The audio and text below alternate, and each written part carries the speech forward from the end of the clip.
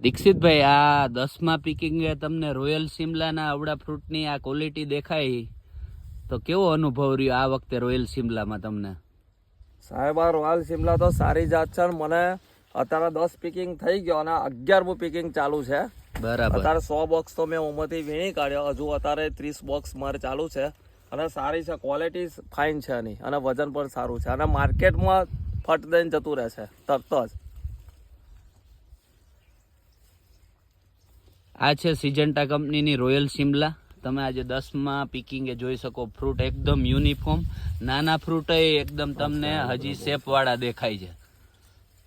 તો આવતી સિઝનમાં અચૂકવાર એક વખત રોયલ સિમલા બનાવો.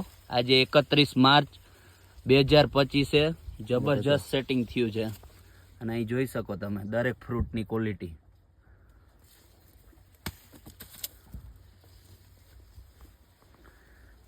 4.5 ફૂટની હાઈટ આવી.